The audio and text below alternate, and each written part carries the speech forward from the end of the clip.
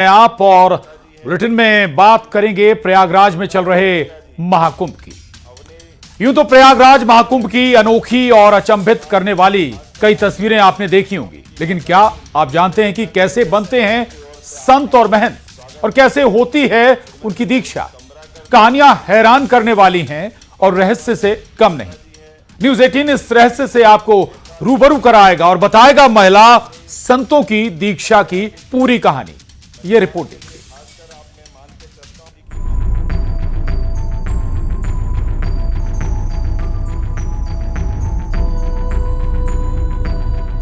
महिला महंत को कैसे मिलती है दीक्षा?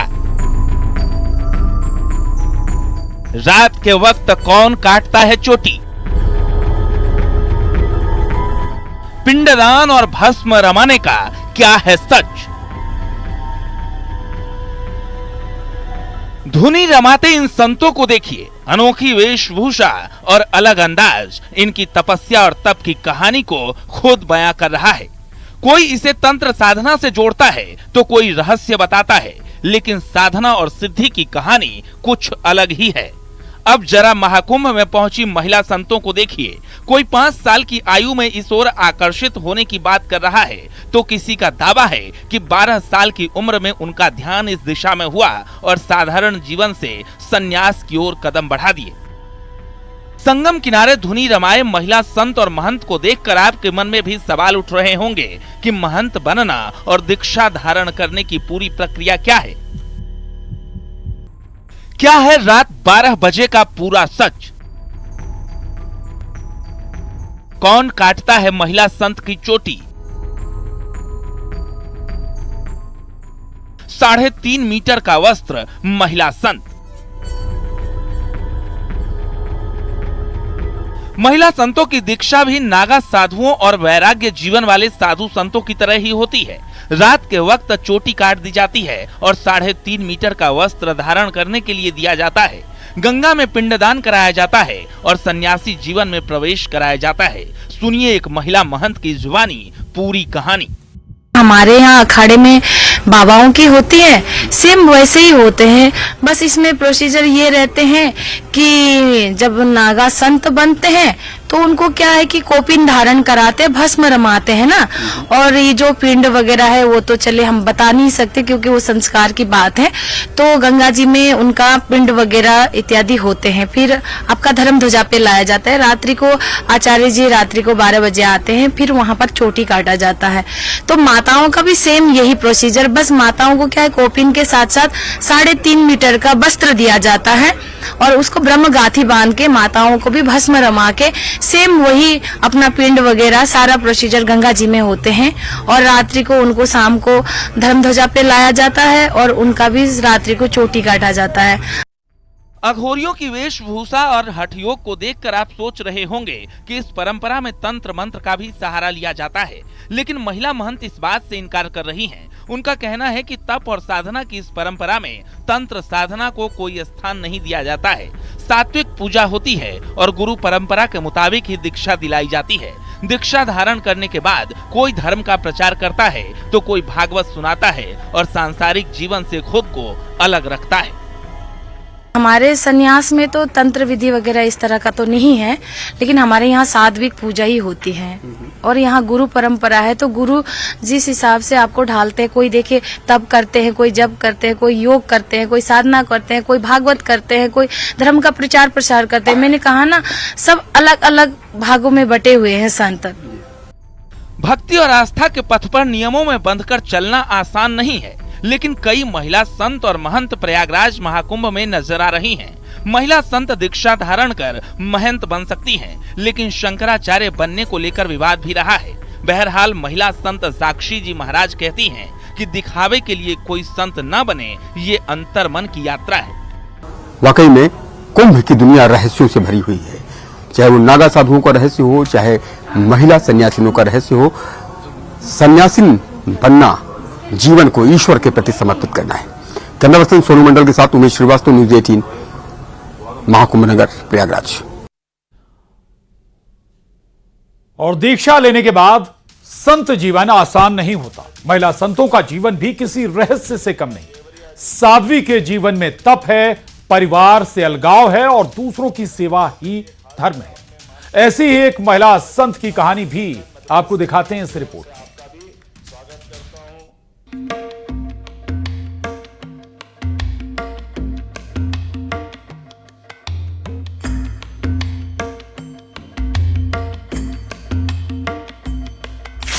देखिए, संत जब हम बनते, हमारी मुख्य संन्यास दीक्षा होती है, तब हमारा पिंडदान होता है। हम स्वयं का भी जीते जी पिंड भर देते हैं कि अब हम जिएंगे तो अपने लिए नहीं, अब हम संसार के लिए जिएंगे, हम अपने धर्म के लिए जिएंगे।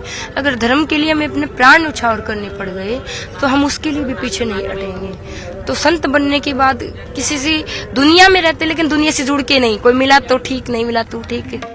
सुना आपने भगवा कपड़ों में महिला संत गोशिका जी महाराज ने क्या कहा। 12 साल की उम्र में दीक्षा लेने वाली इस महिला संत की कहानी थोड़ा अलग है। भागवत कथा का वाचन भी करती हैं और खुद सुकून का दावा करती हैं। महिला सन्यासियों की कहानी बताती है कि संत जीवन में एंट्री आसान नहीं होती। घर परिवार से रिश्ता अलग हो जाता है, स्वयं का जीते जी पिंडदान कर देते हैं और तय हो जाता है जिएंगे तो धर्म और संसार के लिए, खुद के लिए नहीं। मेले में रहे और वहां भी एकांत मन में संतों के रहस्यमयी जीवन की कहानी में गोशिका जी महाराज भी अन्य संतों से अलग हैं और महाकुंभ में लोगों के लिए आकर्षण का केंद्र बनी हुई हैं।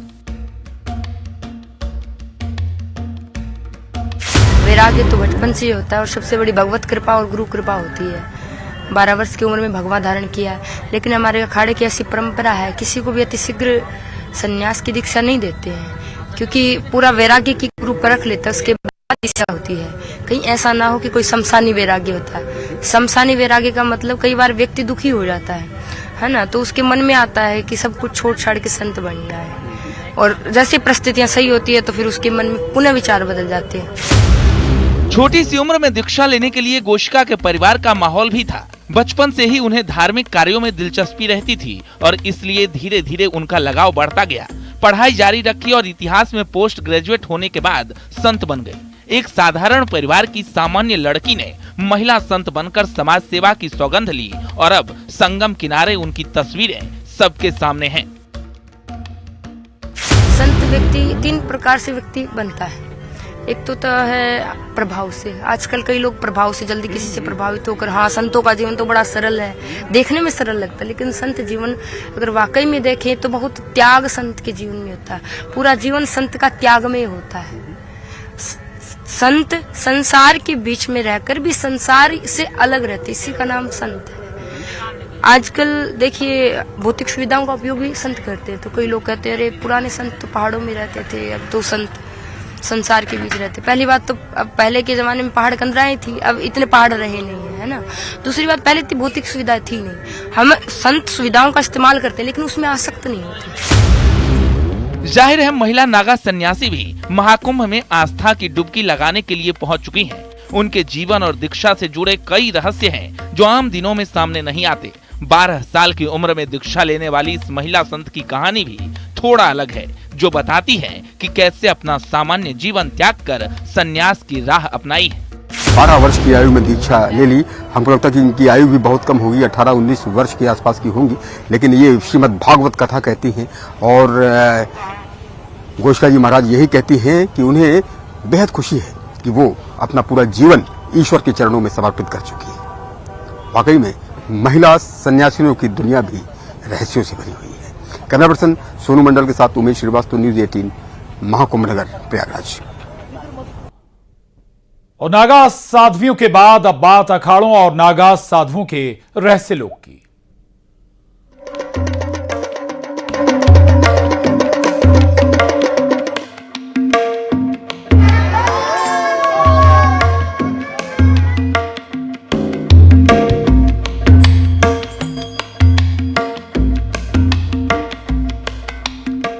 तो महाकुंभ दुनिया का सबसे बड़ा धार्मिक आयोजन है जिसमें दुनिया भर से साधु संत और श्रद्धालु हिस्सा लेते हैं और पवित्र त्रिवेणी संगम पर आस्था की डुबकी लगाते हैं। महाकुंभ में खास तौर पर नागा साधु आकर्षण का केंद्र रहते हैं। इसकी वजह है उनकी जीवन शैली, पहनावा और भक्ति।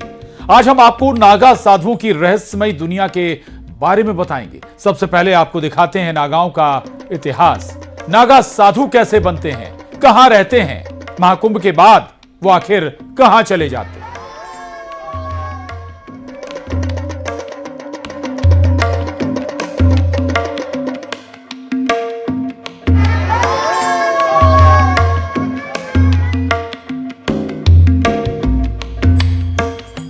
कठिन तपस्या, त्याग, बलिदान का सबसे बड़ा और जीवंत उदाहरण होते हैं नागा साधु।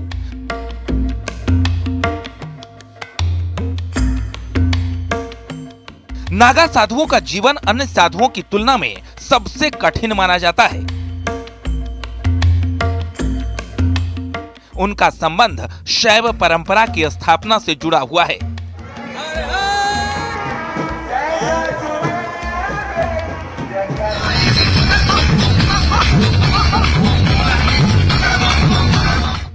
नागा साधु भगवान शिव के अनुयायी होते हैं, जिनके पास तलवार, त्रिशूल, गदा, तीर और धनुष जैसे हथियार होते हैं। नागा साधुओं को अक्सर महाकुंभ, अर्धकुंभ या सिंहस्थ कुंभ में देखा जाता है। आदि गुरु शंकराचार्य ने सनातन धर्म की रक्षा के लिए केवल साधारण सैनिक नहीं बल्कि वैदिक सैनिक तैयार किए। ऐसे सैनिकों का एक संगठन बनाया गया जिनके पास धर्म के अलावा कोई और विरासत नहीं थी। उनके एक हाथ में वेद, गीता, उपनिषद और पुराण थे, तो दूसरे हाथ में भाला, तलवार और कृपाण। आदि गुरु शंकराचार्य ने ऐसे साधु सैनिकों का एक संगठन बनाया जो साधु भी थे और सैनिक भी। इन्हें ज्ञान देना और प्राण लेना दोनों का अभ्यास था। इन्हीं योद्धा साधुओं को उन्होंने नागा नाम दिया। जब बाहरी आक्रमणकारियों ने भारत की संस्कृति को नष्ट करना शुरू कर दिया था, मंदिर तोड़े जाने लगे थे और ग्रंथों को नष्ट किया जाने लगा, उसी दौरान आदि गुरु शंकराचार्य ने एक सेना को तैयार किया।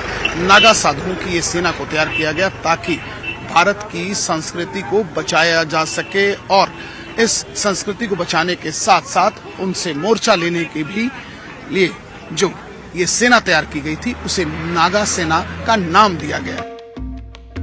नागा योद्धाओं की सेना तैयार करने के पीछे आदि गुरु शंकराचार्य का लक्ष्य एकदम साफ था। भारत की आत्मा, अध्यात्म और उसके मन दर्शन की रक्षा करना। इस देश की सांस्कृतिक विरासत और उसकी पुरातन धरोहरों की रक्षा करना। उन्होंने नागाओं को बाहरी आक्रमण से उनके पवित्र धार्मिक स्थलों, धार्मिक ग्रंथों और आध्यात्मिक ज्ञान की रक्षा की जिम्मेदारी सौंपी थी। आदि गुरु शंकराचार्य भारत के लोगों को ये संदेश देना चाहते थे कि जब तक एक हाथ में शास्त्र के साथ साथ दूसरे हाथ में शस्त्र न हो, तब तक धर्म की रक्षा नहीं की जा सकती। बाद में आदि गुरु शंकराचार्य ने अपने इस संदेश को भारत के कोने कोने में फैलाने और लोगों को अपनी संस्कृति, सभ्यता और धर्म की रक्षा की खातिर युद्ध भूमि में उतरने के लिए प्रेरित करने के उद्देश्य से नागा साधुओं को भेजा था। आपके मन में ये सवाल जरूर उठता होगा कि आखिर नागा साधु कैसे बनते हैं। दरअसल नागा साधुओं का संबंध शैव परंपरा से है। सनातन परंपरा को आगे बढ़ाने और इसकी रक्षा करने के लिए अलग अलग सन्यासी अखाड़ों में महाकुंभ के दौरान नागा साधु बनाने की प्रक्रिया अपनाई जाती है। भारत में नागा साधुओं का इतिहास बहुत पुराना है, लेकिन आज भी इनका जीवन आम लोगों के लिए एक रहस्य की तरह होता है। भारत में लगने वाले सबसे बड़े धार्मिक मेले महाकुंभ के कई अलग अलग रंगों में से सबसे रहस्यमयी रंग होते हैं नागा साधु। संतों के 13 अखाड़ों में से 7 अखाड़े ही नागा साधु बनाते हैं। जूना, महानिर्वाणी, निरंजनी, अटल, अग्नि, आनंद और आवाहन अखाड़ा। नागा साधु बनने की प्रक्रिया कठिन और 12 साल लंबी होती है। नागा साधुओं के पंथ में शामिल होने की प्रक्रिया में लगभग 6 साल लगते हैं। इस दौरान नए सदस्य एक लंगोट के अलावा कुछ नहीं पहनते। कुंभ मेले में अंतिम प्रण लेने के बाद वे लंगोट भी त्याग देते हैं और जीवन भर यूं ही नग्न यानी दिगंबर रहते हैं।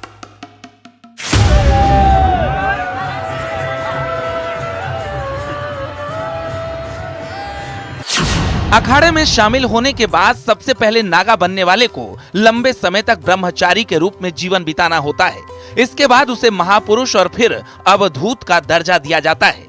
अंतिम प्रक्रिया महाकुंभ के दौरान पूरी होती है, जहां उसका स्वयं का पिंडदान और दंडी संस्कार संपन्न कराया जाता है, जिसे बिजवान कहा जाता है। इसके बाद उसे अंतिम परीक्षा से गुजरना होता है, जिसमें वो दिगंबर और फिर श्री दिगंबर बनाया जाता है। दिगंबर नागा एक लंगोट पहन सकता है, जबकि श्री दिगंबर को पूरी तरह नग्न रहकर जीवन यापन करना होता है। इसके बाद इन्हें 5 गुरु भगवान शिव, भगवान विष्णु, शक्ति, सूर्य और श्री गणेश स्वीकारने होते हैं। इसके बाद नागा साधुओं के बाल मुड़वाए जाते हैं और कुंभ के दौरान उन्हें गंगा नदी में 108 डुबकियां लगानी पड़ती हैं। नागाओं का पराक्रम इतिहास के पन्नों में पहली बार 1757 में गोकुल के युद्ध के रूप में दर्ज किया गया था, जब 111 नागा साधुओं ने अहमद शाह अब्दाली के नेतृत्व वाली अफगान सेना को बुरी तरह से हराया था। इस बर्बर अफगान सेना का नेतृत्व सरदार खान कर रहा था, जो अफगान शासक अहमद शाह अब्दाली का सबसे निर्दयी सिपाही था। दरअसल अहमद शाह अब्दाली एकदम क्रूर, निर्दयी, रक्त पिशाच शासक था। 1757 में अहमद शाह अब्दाली भारतीय मंदिरों और संस्कृति को ध्वस्त कर आगे बढ़ रहा था। उसी बीच उसने वृंदावन, मथुरा और गोकुल पर भी हमला किया था, लेकिन उसे इस बात का ज्ञान नहीं था कि गोकुल नगरी में उस समय देश के ज्यादातर नागा साधु संत पहुंचे थे। उस समय गोकुल को जीतने की जिम्मेदारी अहमद शाह अब्दाली ने अपने सेनापति सरदार खान को दी थी, जो अपने 4000 सैनिक लेकर गोकुल की ओर बढ़ रहा था। सरदार खान अपने सैनिकों के साथ गोकुल पहुंचा तो उसने देखा कि लगभग 111 नग्न और राख से सने नागा साधु उसका तलवारों और भालों के साथ इंतजार कर रहे थे। नागाओं और अफगानों के बीच युद्ध शुरू हो गया और अफगानों की उम्मीदें कुछ ही घंटों में गलत साबित हुई, क्योंकि उनकी सेना ताश के पत्तों की तरह बिखर गई। इस युद्ध के अलावा भी नागाओं ने देश की रक्षा के लिए कई युद्ध लड़े और अपना बलिदान तक दिया। प्रयागराज में दीक्षा लेने वालों को नागा कहते हैं। हरिद्वार में दीक्षा लेने वालों को बर्फानी नागा कहा जाता है। उज्जैन में दीक्षा लेने वालों को खूनी नागा कहते हैं। नासिक में दीक्षा लेने वाले को खिचड़िया नागा कहते हैं। नागा साधुओं का जीवन बहुत रहस्यमय होता है। कुंभ के बाद वो कहीं गायब हो जाते हैं। कहा जाता है कि नागा साधु जंगल के रास्ते से देर रात में यात्रा करते हैं, इसलिए ये किसी को नजर नहीं आते। नागा साधु समय समय पर अपनी जगह बदलते रहते हैं, इस कारण इनकी सही स्थिति का पता लगाना बहुत मुश्किल होता है। ये लोग गुप्त स्थान पर रहकर ही तपस्या करते हैं। Bureau report, news 18।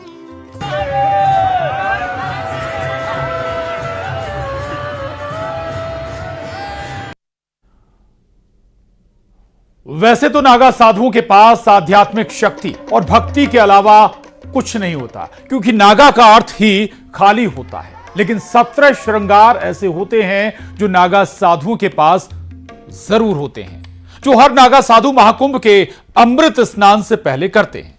रिपोर्ट देखिए।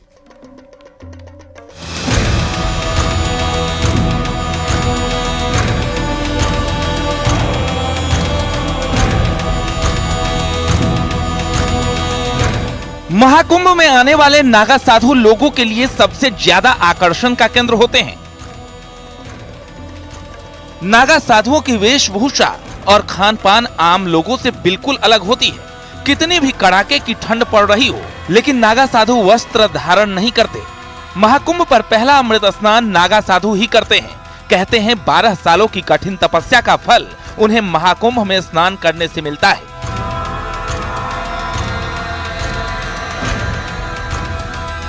नागा साधुओं को ठंड नहीं लगने का कारण है उनकी कठिन साधना। वो अग्नि साधना करते हैं, जिससे अग्नि तत्व को अपने शरीर में इकट्ठा करते हैं और शरीर को गर्म करते हैं।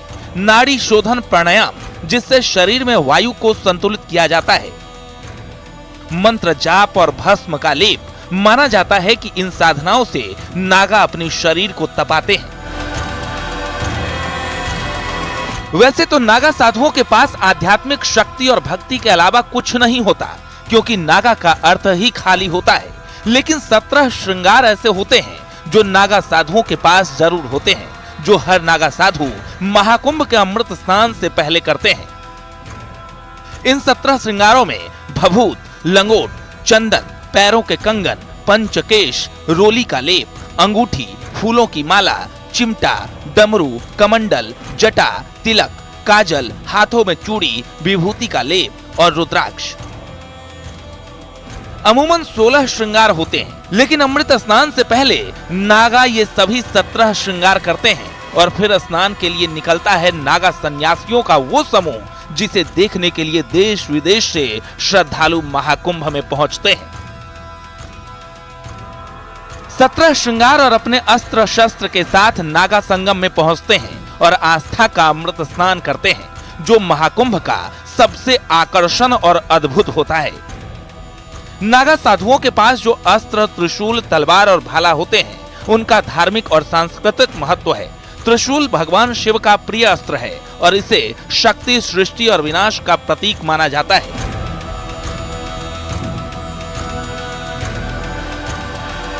उनका यह अस्त्र केवल आत्मरक्षा के लिए होता है, न कि किसी को नुकसान पहुंचाने के लिए।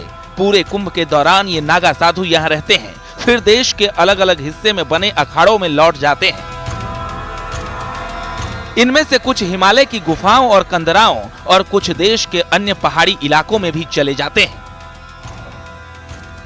Bureau report, news 18।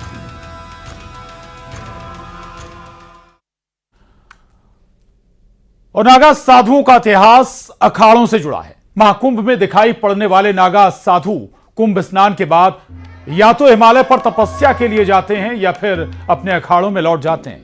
ऐसे में अब आपको बताते हैं अखाड़ों के बारे में। इसकी स्थापना कैसे हुई, कितने अखाड़े हैं, क्या हैं उनके नियम कानून, यह खास रिपोर्ट देखिए आप।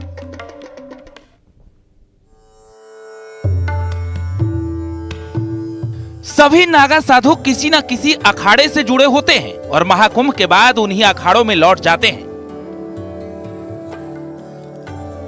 नागा साधुओं के दो सबसे बड़े अखाड़े हैं, वाराणसी में महापरिनिर्वाण अखाड़ा और पंचदशनाम जूना अखाड़ा।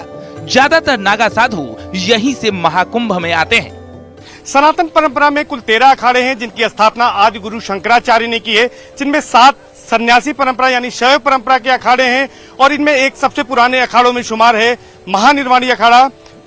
इसके साथ साथ महानिर्वाणी की स्थापना 805 ईस्वी में हुई थी। हर अखाड़े की पहचान उसकी धर्मध्वजा होती है और उसके इष्ट देव होते हैं। महानिर्वाणी अखाड़े की अगर बात करें तो इसके इष्ट देव कपिल मुनि महाराज हैं और इसके साथ साथ इसकी धर्मध्वजा भी अन्य जो सन्यासी अखाड़े हैं उनकी तरह ही होती है। लेकिन यहाँ पर खास बात है कि जहाँ दूसरे शिविरों में एक धर्मध्वजा स्थापित होती है, महानिर्वाणी अखाड़े की परंपरा है कि यहाँ 2 धर्मध्वजा होती है।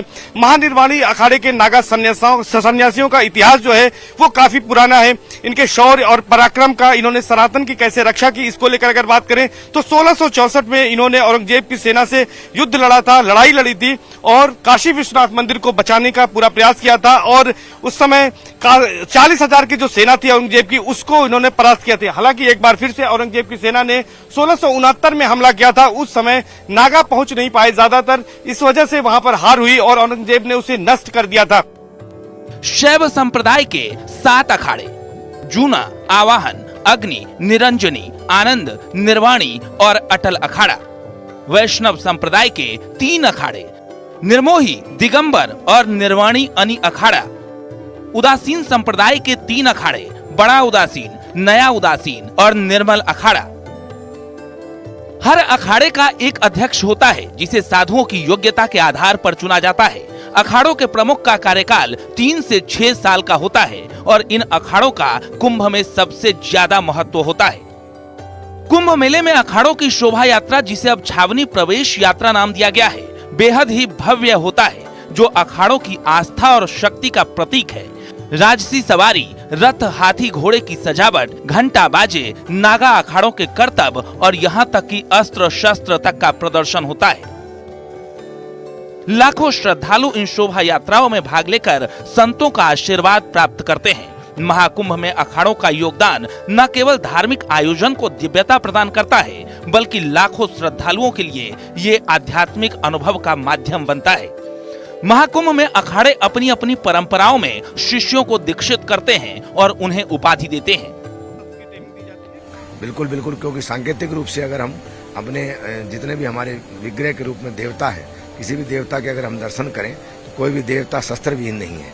वो भगवती दुर्गा का जितने भी रूप हैं, भगवान शिव को आप देखिए, भगवान विष्णु को सुदर्शन चक्र देखिए, जितने भी अवतरण भगवान के हुए, सब ने धर्म की रक्षा के लिए लास्ट में जो है शस्त्रों का ही प्रयोग किया है और हम सब लोग सन्यासी उन्हीं के अनुयायी हैं। और जब जब ऐसी परिस्थिति आती है, वो विश्वामित्र ने भले राम को लिया हो, शस्त्र विद्या में निपुण कराया हो, तो सन्यासी हमेशा से इसमें आगे रहते हैं। और भविष्य में भी ऐसी परिस्थिति अगर आती है तो सन्यासी अपने प्राणों को न्यौछावर करने के लिए हमेशा तत्पर रहते हैं। 13 अखाड़ों में 3 समुदाय थी। पहला शिव जो था, शिव की आराधना करता था। अगर वैष्णव अखाड़े की बात की जाए तो विष्णु की। और उदासीन पक्ष जो है, धरती, जल, वायु की उपासना करता था। 1954 में कुंभ में मची भगदड़ के बाद टकराव और अव्यवस्था को टालने के लिए अखाड़ा परिषद की स्थापना की गई, जिसमें सभी 13 मान्यता प्राप्त अखाड़ों के 2-2 प्रतिनिधि होते हैं और आपस में समन्वय का काम इसी परिषद के जरिए होता है। कुंभ में शामिल होने वाले सभी अखाड़े अपने अलग नियम और कानून से चलते हैं। यहाँ जुर्म करने वाले साधुओं को अखाड़ा परिषद सजा देता है। छोटी चूक के दोषी साधु को अखाड़े के कोतवाल के साथ गंगा में 5 से लेकर 108 डुबकी लगाने के लिए भेजा जाता है। डुबकी के बाद वो भीगे कपड़े में ही देवस्थान पर आकर अपनी गलती के लिए क्षमा मांगता है। फिर पुजारी पूजा स्थल पर रखे प्रसाद देकर उसे दोष मुक्त करते हैं। विवाह, हत्या या दुष्कर्म जैसे मामलों में उसे अखाड़े से निष्कासित कर दिया जाता है। अखाड़े से निकाले जाने के बाद ही उस पर संवैधानिक कानून लागू होता है। ये जो मौनी अमावस्या आती है, उसके 2 दिन पहले जो है एकादशी से वो प्रक्रिया प्रारंभ होती है। जो भी नूतन सन्यासी सन्यास धर्म में जिन्होंने प्रवेश किया है, जो अपने माता पिता की सहमति से अथवा किसी विपरीत परिस्थिति के कारण स्वेच्छा से जो सन्यास लेना चाहते हैं, उसमें कोई जोर जबरदस्ती नहीं। जो बालिग होना चाहिए उसका पूरा बायोडाटा यहाँ रिकॉर्ड में रखा जाता है। लगभग 1900 से कंटिन्यू ये चल रहा है प्रोसेस। और अखाड़े जितने भी हैं वो सोसाइटी एक्ट में रजिस्टर्ड है, उनका रिटर्न फाइल होता है। पूरा कार्यपालिका, विधायिका, न्यायपालिका सारे उसमें विभाग हैं। तो उन सन्यासियों को 3 साल, 6 साल अथवा 12 साल जब सन्यास लिए होता है, फिर नागा की दीक्षा उनकी कुंभ पर्व पर ही होती है। तो इस बार भी बहुतायत संख्या में सन्यासियों की दीक्षा होगी आचार्य जी के द्वारा और ब्राह्मणों के द्वारा हवन होगा। वो 2 दिन की एक प्रक्रिया है पूरी। तो उसका पालन जो वैदिक सनातन धर्म में सन्यास की प्रक्रिया है, आज भी उसी परंपरा के तहत ये सब किया जा रहा है। अखाड़ों के कानून को मानने की शपथ नागा बनने की प्रक्रिया के दौरान ही दिलाई जाती है। अखाड़े का जो सदस्य इस कानून का पालन नहीं करता, उसे निकाल दिया जाता है। Bureau report, news 18।